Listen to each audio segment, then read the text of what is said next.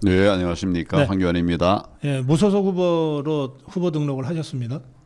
지금 이제 후보 일정을 소화하고 계신데 대선 본선에 나오신 게 이번이 처음이신던가요? 그러네요. 예, 경선은 뭐 부정선거 세력 때문에 계속 카트되다가 그래서 오늘 이제 무소속으로 나니까 바로 갈 수가 있더라고요. 예, 이 대통령 후보로 직접 국민들을 만나고 계신데 어떠십니까? 지금 나라가 너무 어렵죠. 어렵고 이길 수 있는 길들이 많지 않은데 그냥 항아리 속에 개구리처럼 그냥 그 안에서만 이렇게 따뜻하게 지내면서도 세상이 바뀐 거를 모르고 있으니 참 네. 답답한 상황입니다. 그래서 제가 이제 뭐 그런 도전을 돌파하기 위해서 당을 탈당하고 그리고 무소속으로 출마를 하게 됐습니다. 변하지 않으면 이길 수가 없죠. 지금 이제 그냥 가만히 있으면 지는 거예요. 네. 그래서 저는 이기는 길을 찾아가기 위해서 지금 진력하고 있습니다. 예. 그 이제 대선 후보 행보 중에 엊그저께 국정원 앞에서 그 기자회견한 부분을 저희가 전해드렸습니다.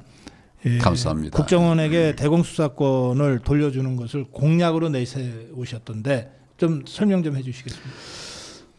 국정원은 옛날에 이제 그 좋지 않은 이미지를 갖게 됐는데 이것도 사실 그 사람들이 정말 못된 자들이기 때문에 그리 된 것이 아니고 예. 이게 북한 종북 좌파들이 막 더 쉬운 거예요. 더 쉬워서 물론 그 많은 조직의 여러 사람들 중에는 잘못하는 사람도 있고 부족한 사람도 있겠죠. 그렇지만 대한민국의 간첩망을 잡는다든지 안보를 지킨 민간의 전사는 국정원입니다. 예. 군은 국방을 지키고 전쟁을 지키고 평시에는 국정원이 지킨 거죠. 그렇죠. 근데 지금 문재인 정부 들어와서 그 이후에 국정원을 완전히 없애버렸습니다. 네. 사실상 없애버렸어요. 껍데기만 남아 있어요. 그러니까 그 기능을 다 하지 못하게 되는 거죠. 네. 그 중에 하나가 뭐 예를 들면 이제 간첩 잡는 거라든지 이런 것들인데 이런 것들을 다시 되살려내야 된다. 그렇지 않으면 우리나라가 뭐 무너지는 걸 막을 방법이 없지 않습니까? 네. 난 그렇게 생각을 해서 지금 저는 이제 그 선관위원회에서는 10개의 정책을 내라고 그러더라고요. 네. 대표 공약을. 네, 대표 공약 10개를 내라고 그러는데 그 10개를 제가 이제 사실은 냈습니다. 뭐 그걸 간단히 설명을 좀 드려도 될까요? 예. 그러니까 저는 첫째로는 부정선거 척결을 들었습니다. 예. 부정선거가 저질러지면 뭐 이건 다른 거 아무 걸 잘해도 소용없으니까. 네네. 둘째로는 반국가 세력 척결을 내세웠습니다. 네. 지금 반국가 세력들이 전국에 깔려 있거든요. 간첩부터 시작해서 민노총 또 뭐 전교조 뭐 이런 간첩 뭐 반국가 세력들이 깔려 있고 네네. 나라를 망가뜨릴 작정을 하고 있는 사람들이 있어서 이런 것들을 반드시 척결하겠다. 네. 세 번째는 경제를 또 살려야 되니까 강소기업 천국 코리아를 만들겠다. 예. 이건 이제 말은 그런데 실제로는 중소기업을 키워내는 겁니다. 우리 기업의 99%가 중소기업 아닙니까? 예. 근데 그동안 이제 정부의 경제 대책은 주로 대기업들 중심으로 했어요. 왜냐하면 네. 성장하려고 그러면 대기업들을 키워야 되니까. 그렇죠. 외형적 성장 때문에. 네. 근데 숫자는 뭐 거의 99%가 중소기업이란 말이죠. 이 사람들이 굉장히 고통스러운 거예요. 99%의 중소기업이 예. 88%의 근로자를 고용하고 있는. 그러니까 그게 우리나라 경제 구조죠. 예, 889, 9988. 네네. 그래서 결과적으로는 이제 기업도 우리 잘 살리는 데서도 중소기업, 소상공인, 자영업자들이 굉장히 어려워진 거죠. 그렇습니다. 이 사람들 살리는 방법을 지금 만들어 가고 있습니다. 그러나 어쨌거나 돈이 제일 중요한데 지금 예산을 기재부가 다 장악하고 있지 않습니까? 네. 이거를 이제 중소기업들을 다 관할하는 예를 들어서 4차 산업부라든지 이런 것을 만들어서 거기에 현재에서는 중소벤처기업부. 예, 뭐 그런 것 이름을 바꿔가지고 네네.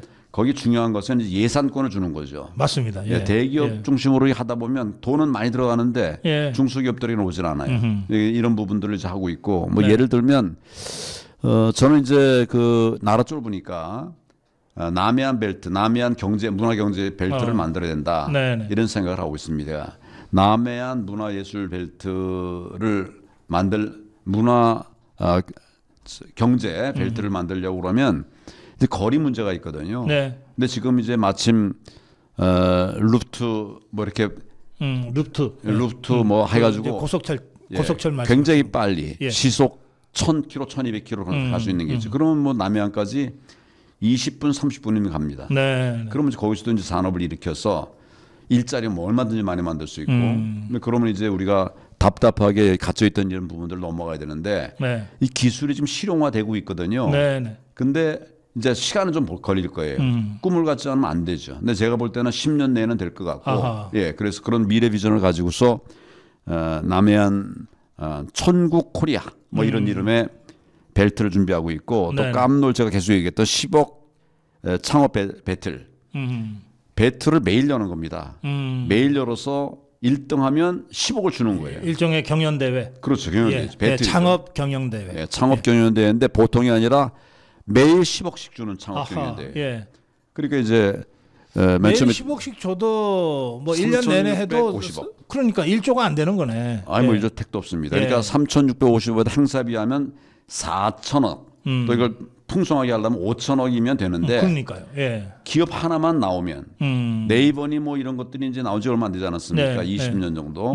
요새 쿠팡이니 뭐 이런 것들 이런 기업 하나만 나오면 이 3천억이 아니라 5천억이 아니라 500조를 만들어내는 당연하죠. 거죠. 예. 그러니까 도전이 필요하다. 아하. 예. 예, 그래서 이제 배틀 같은 걸 하다 보면 이제 뭐 많이 했다고 그래요 여기저기서. 근데 이거를 이기면 1억, 많이 해봐야 5억. 이래 갖고는 동기부여가 안 되죠. 그건 창업부여도 안, 예, 창업 비용으로도 안 되는 거죠. 10억을 주면 창업할 수 있고 3년 정도의 기업 운영이 가능하다. 운영비도 나오는 거예요. 그럼 여기서 이제 많은 일자리도 생기고 혁신이 또 터지고 네. 이제 그런 생각을 하고 있고 그다음에 초율 정상 국가를 지향해 가야 된다. 지금 네. 요새 뭐 AI니 뭐 로봇이니 또 양자 뭐 물리학이니 뭐 이래 가지고 이제 양자 컴퓨터니 해 가지고 신산업에 대한 대비가 우리 좀 없습니다. 최근 한 4, 5, 7, 8년 사이에 정권이 이제 우리 우파 정권에 좌파로 가면서 예. 미래 대비가 전혀 없어요. 아하. 그냥 퍼주기만 하고 있고 이 부분 내가 챙기려고 하고 그다음에 국가 안보 문제에 관해서도 지금 우리 그 제목은 제가 이제 간단하게 안보 체계를 전면 재검토하겠다 그랬는데 네네. 그 사실은 이제 국정원이 비정상이 돼 버렸죠. 나라 지킬 국정원이 엉망이 되기 때문에 국정원 정상화, 예. 간첩법 개정, 제정, 간첩법은 새로 만들어야 되죠. 네네. 근데 9.19 군사합의 전면 폐기, 네. 그리고 AI 기반의 자율 드론 등 군사 시스템 변화 이런 것들을 이제 집어넣은 대안을 만들었고, 네. 그다음에 7번째로는 이 마약 청정국을 다시 살려내자. 예. 우리 옛날에는 마약이 너무 많았던 나라입니다. 근데 우리 마약 청정국을 목표로 해가지고 검경 뭐 다 나서가지고 했는데 이제는 뭐 청정국가가 됐었어요. 네. 한 90년대 말 정도. 네. 근데 이게 한 10여 년 노면서 다시 마약 공화국이 돼버렸어요. 예. 그래서 이 부분도 굉장히 중요한데 이거는 마약이 생기기 전에 먼저 예방하는 것이 중요합니다. 뒤늦게 마약 중독된다면 고쳐지질 않거든요. 네. 8번째는 둘째 출산하면 2억 드림. 음. 둘째 출산 2억 드림. 2억을 준다는 거죠. 그러면 하여튼 일단 둘째까지는 네, 2억을 주겠다. 그러니까 뭐 얼마든지 사실 재정 운용을 지혜롭게 하면 이게 다 돼요. 되는데 예산을 지자체에서 뭐 분산해서 지원하고 이렇게 하다 보니까 한 몫에 주지를 못하는 거예요. 임팩트가 없는 거죠. 예. 그래서 여러 사람들이 이제 출산하면 얼마 준다 이런 얘기를 하는데 이걸 이제 좀 구차화해서 제대로 둘째, 주자. 예. 둘째 2억 드림. 네. 그리고 이제 청년희망 사다리를 만드는 게 필요합니다. 예. 청년들이 지금 많이 좌절하고 힘든데 제가 청년들에 대해서 굉장히 관심이 많고요. 네.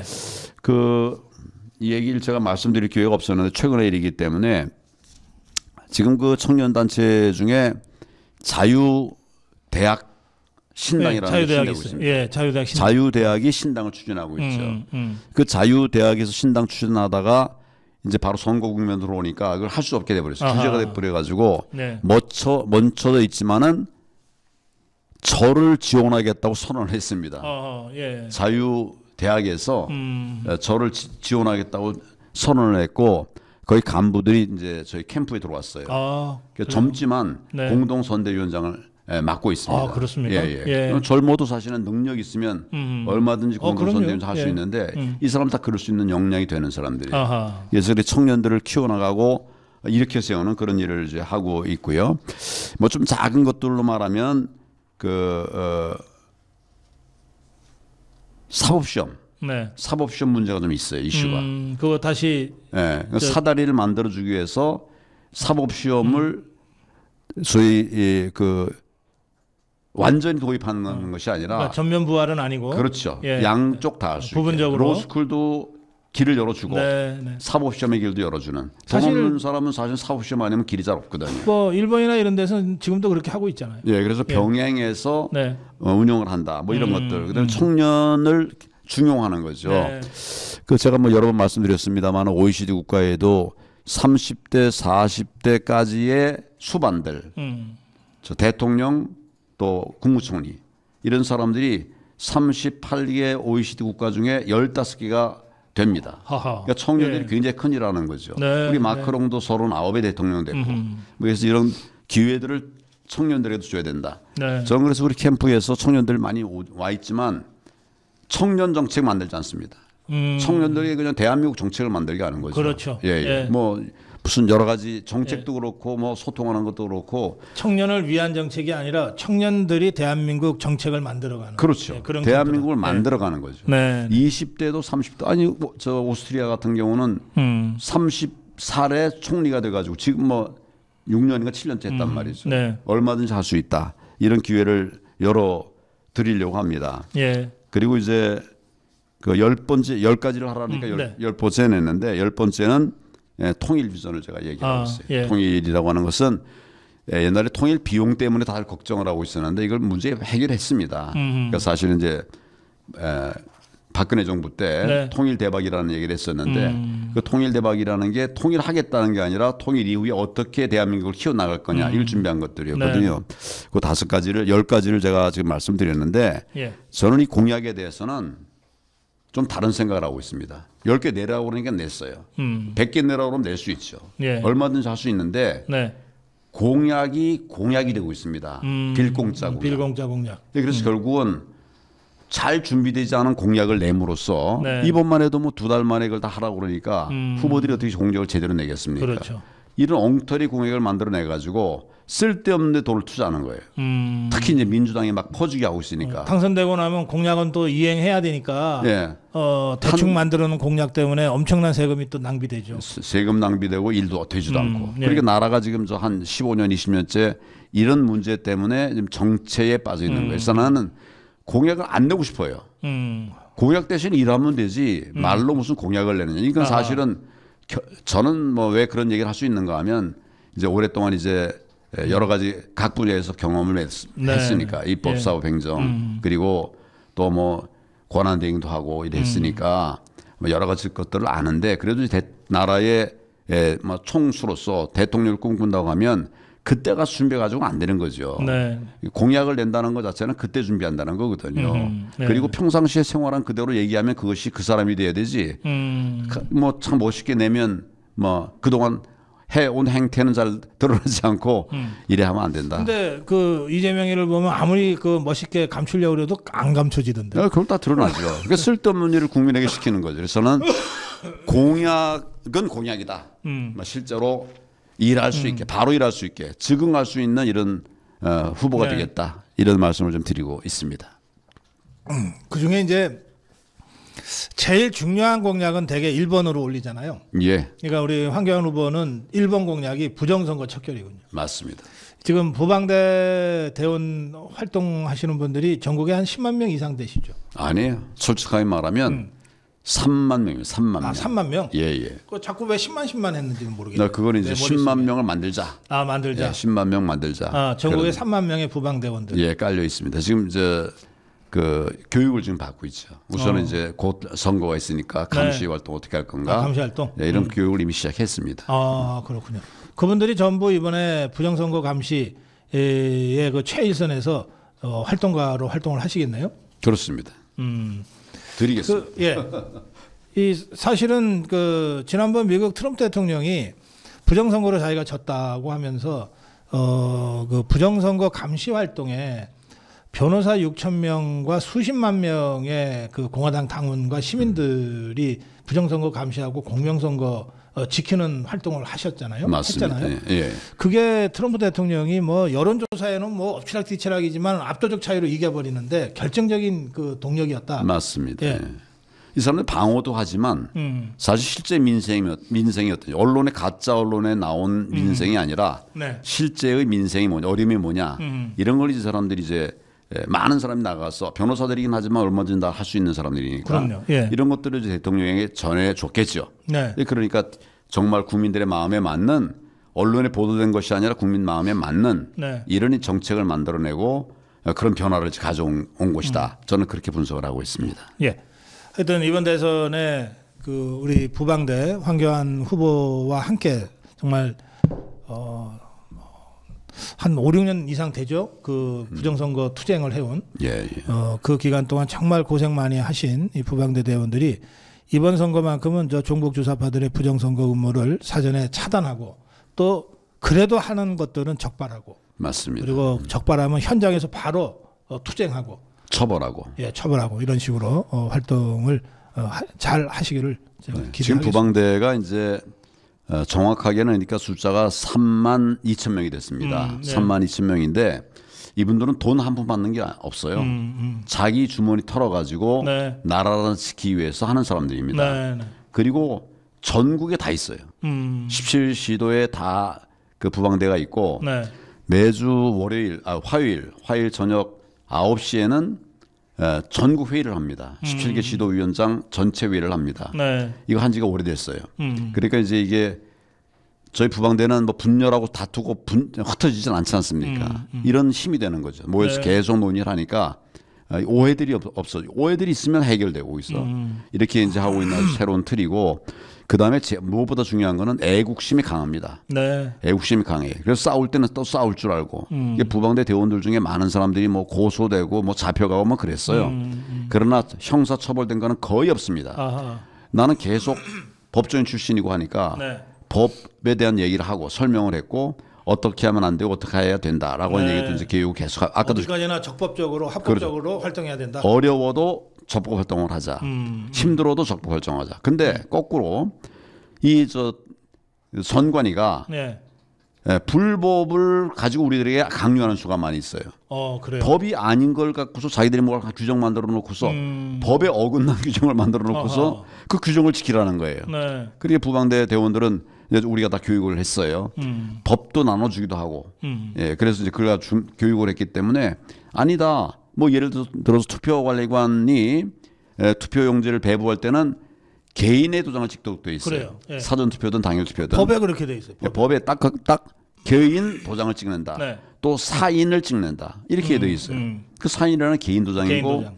이제 그걸 실제로 투표관리관이 써야 되는데 네. 지금 이제 선관위원회에서는 투표관리관의 개인 도장이 아니라 투표관리관 이름의 도장을 만들어서 나눠줍니다. 한꺼번에 자기들이 만들어. 그렇죠. 예. 그러니까 이게 투표관리관 개인 도장이 아니죠. 아하. 만들어놨다가 쓰게 한 다음에는 도로 가져가 버려요. 선관위가. 어허. 그러면 선관위가 얼마든지 그 투표관리관을 그 도장을 활용해서 부정선거를 만들 수 있는 거 아닙니까? 네네. 그걸 막기 위해서 법에는 투표관리관의 개인 도장, 투표관리관의 사인을 찍도록 돼 있는데 네. 지들 마음대로 뭐 이렇게 인쇄를 해가지고 더더구나. 그래서 그걸 주고서는 이게 투표관리관 도장이다.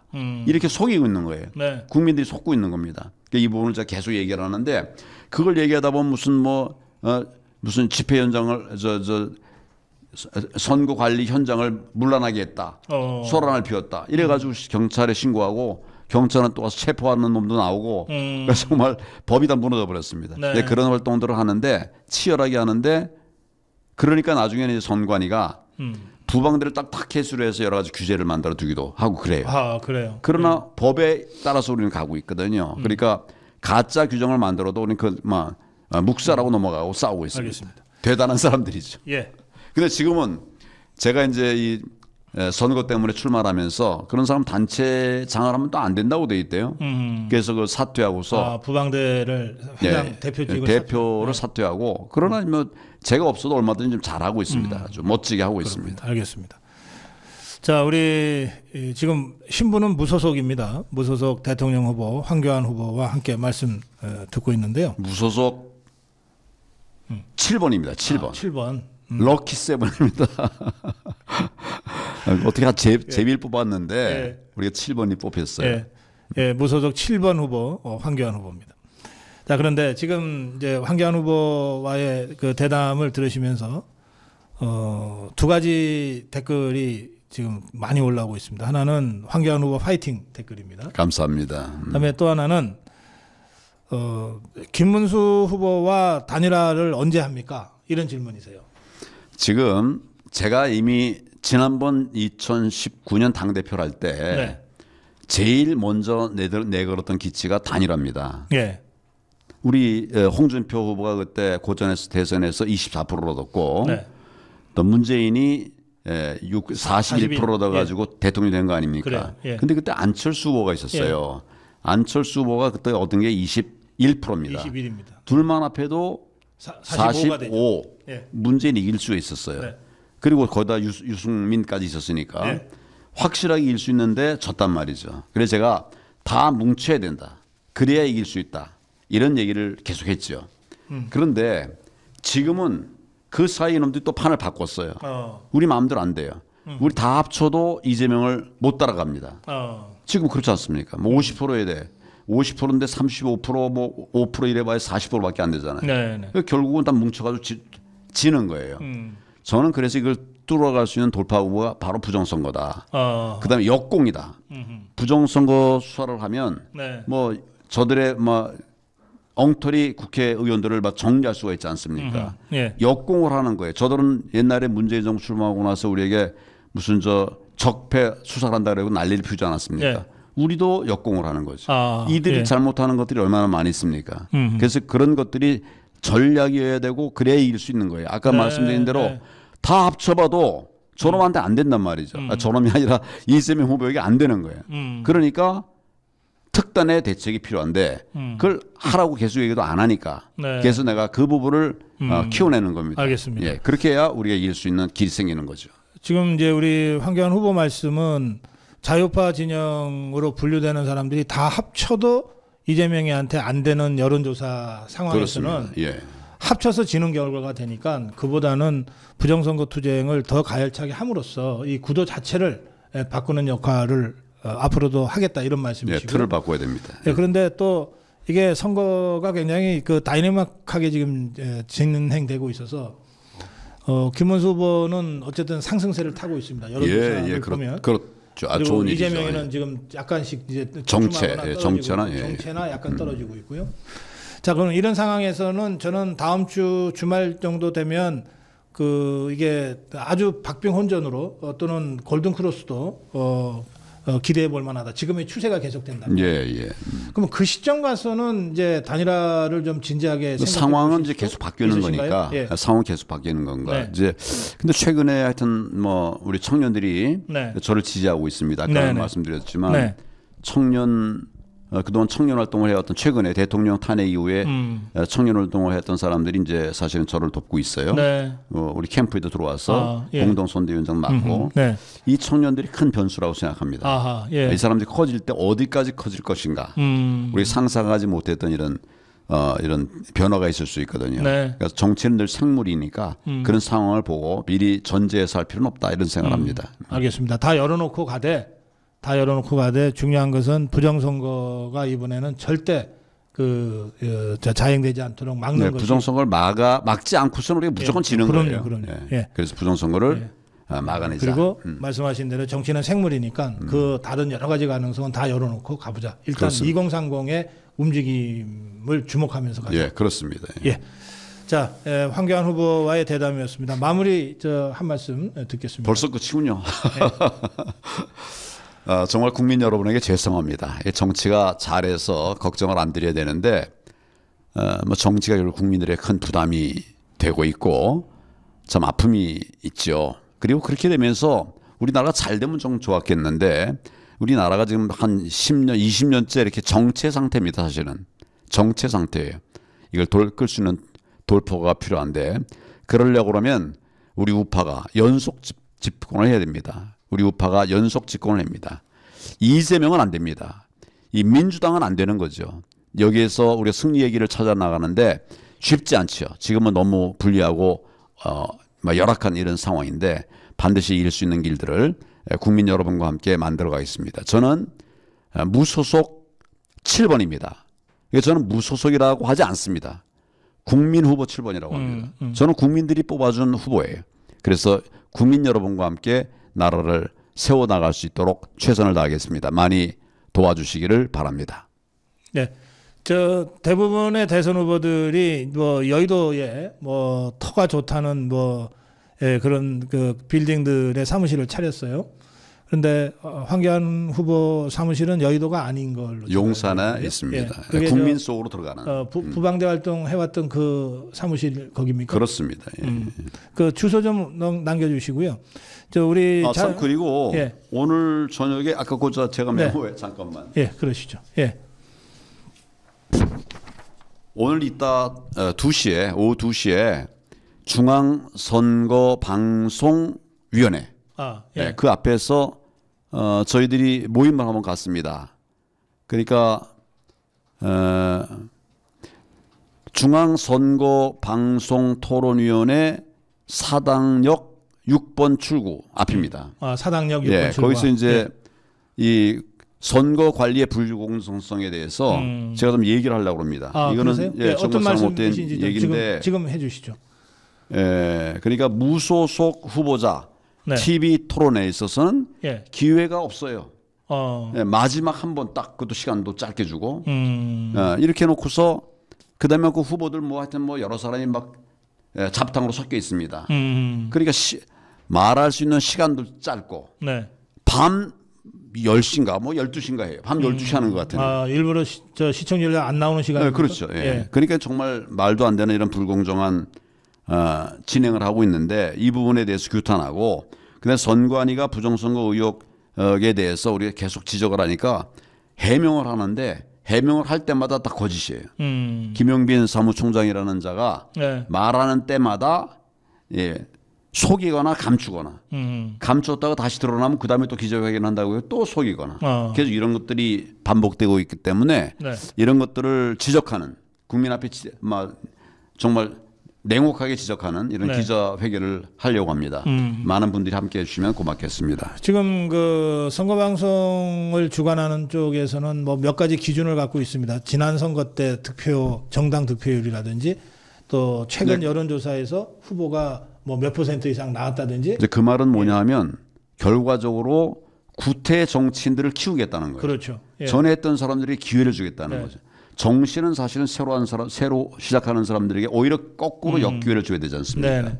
근데 이제 새로 들어오는 사람들은 앞에 뭐 경력이 있니 없니 경력으로 말하면 저보다 더 많은 경력이 있는 사람이 어디 있겠습니까?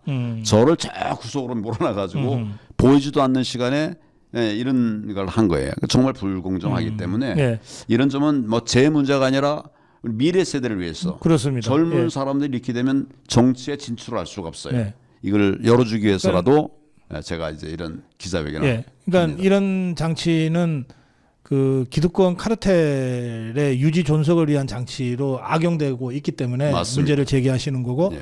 그래서 지금 그런 조건을 충족시킨 후보는 세 사람이라서 김문수, 이재명, 이준석이는 3번 TV 토론을 그것도 좋은 시간대에 하는데 그렇습니다. 우리 황교안 후보 같은 분들은 싹 몰아가지고 나머지 7명이니까 그중에 4명을 몰아가지고 어디도 딱 한 번 TV 토론 시간을 뭐 그것도 시청률이 별로 잘 안 나오는 시간대로 몰아넣었다고 이제 하는 게 이제 우리 황교안 후보의 주장이시고 그래서 이 문제를 항의하기 위해서 오늘 저녁 몇 시입니까?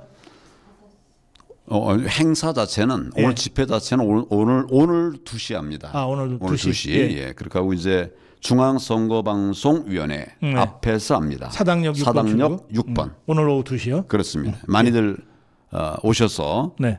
국민의 뜻을 나타내 주시기를 바랍니다. 네, 알겠습니다. 예, 황교안 7번 후보, 국민 후보 황교안 7번 후보입니다. 럭키 세븐 황교안입니다. 네. 아니 그러니까 제가 그 얘기를 좀 해보면 예. 저 같으면 아마 7번 얘기했을 거예요. 젊은 청년들, 대학생들이 아이 그러지 말고 럭키 세븐 하면 어떠냐. 애들 생각이 그래요. 대단합니다. 그래요. 지금 마지막에 그 족벌 언론들의 이 불공정하고 편파적인 이 TV 토론 진행에 대한 문제 제기를 하셨으니까 예, 저희들 다른 후보 비해서 좀 불이익을 받고 있는 황교안 후보에게 저희 고성고 TV를 통해서라도 그 정책과 비전 그리고 국정 철학, 황교안의 국정 철학을 좀 더 알리기 위해서 더 많은 시간 저희들이 편성하도록 그렇게 하겠습니다.